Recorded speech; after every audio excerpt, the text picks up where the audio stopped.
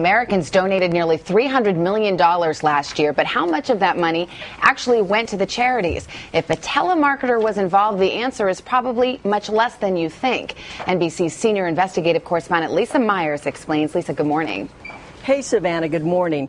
Next time you get a call from a telemarketer asking for a donation to a charity or for help raising money in the neighborhood, you may want to think twice.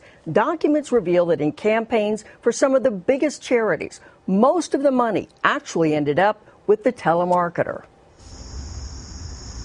Carol Patterson has diabetes in her family, so when her phone rang last year... Hi, Mrs. Patterson. This is calling this evening on behalf of the American Diabetes Association. She agreed to help, distributing envelopes to neighbors and kicking in $20 herself. I thought most of it would go to the American Diabetes Association.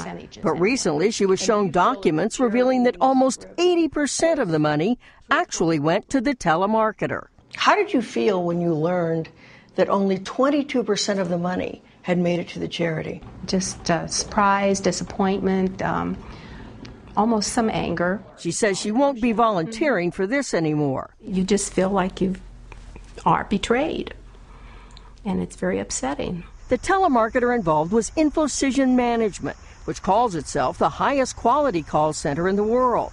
An investigation by Bloomberg Markets magazine found that a who's who of more than 30 nonprofits have hired Infocision and often failed to tell donors the telemarketer keeps most of the money raised. We found for a 4-year period ending in 2010, they kept 52% of the $425 million that they raised.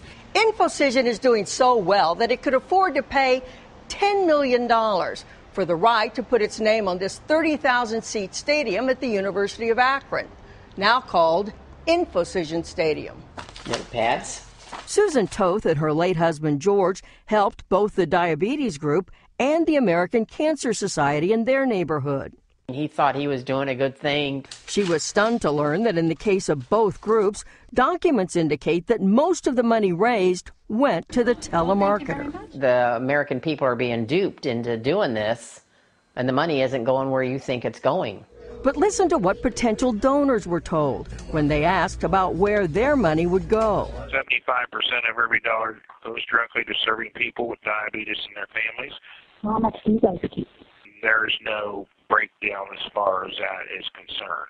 In fact, the contract for this program said only 15% would make it to the charity. Duke Law professor Jim Cox says this is deceptive fundraising. This is not ethical. It's a representation that's false. But Vanetta Bennett of the American Diabetes Association says she has no regrets about using the telemarketer. Lisa, this program is such a teeny-weeny part of what we do. It's about bringing more people into the organization. So you don't think any of this is misleading? I do not. Not even when you know in this program that it stipulates in your contract that 85% of the money is going to a telemarketer. Why not tell the donor that? Well, because it's not really true. I mean, when you think about it, it's not true about what the organization does. With this campaign, it is true. But that's not indicative of the organization and the good work we do. She says of the $205 million raised overall last year, most without telemarketers, 73% did go for diabetes research and programs. What do you say to donors who feel duped?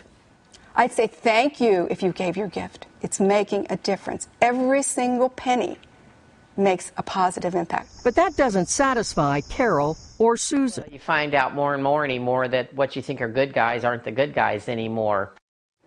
The American Cancer Society says it has not engaged in unethical behavior, but no longer uses Infocision. It says telemarketing campaigns are more expensive, but that overall 72% of all its contributions went to fight cancer.